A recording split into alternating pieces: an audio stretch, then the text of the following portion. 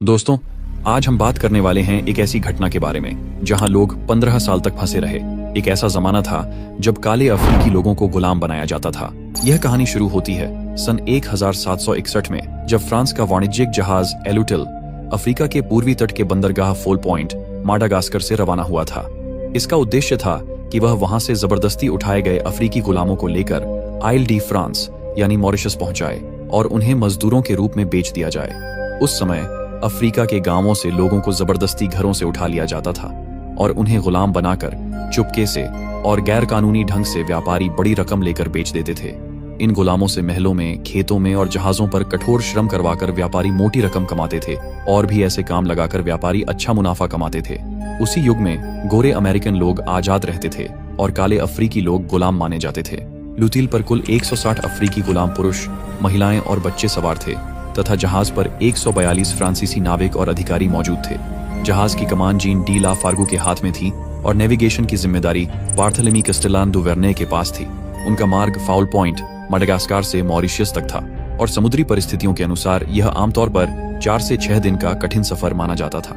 जहाज भारी भरी हुई स्थिति में खाद्य सामग्री, साधन और गुलामों के साथ समुद्र में आगे बढ़ा।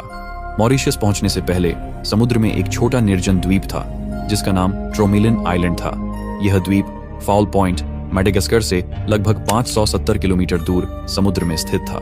मार्ग में आते हुए 31 जुलाई 1761 की रात तेज तूफान के समय लुतील उस द्वीप के पास फैले रीफ से टकरा गया। जहाज रीफ के समीप ही क्षतिग्रस्त हुआ और डूब गया। जहाज डूबते समय बहुत भरा हुआ था और उसके निचले हिस्से जल्दी पानी में दब गए। नीचे डेक में बंद कई अफ्रीकी गुलाम बाहर नहीं निकल पाए और उनमें से अधिकांश डूबकर मरे क्योंकि वे जहाज के सबसे निचले और घने हिस्से में बंद थे। कुछ अफ्रीकी गुलाम इस वजह से बच पाए क्योंकि जहाज के सबसे निचले हिस्से में उन्हें रखा गया था और वहीं पर एक बड़ा सा टकराव हुआ।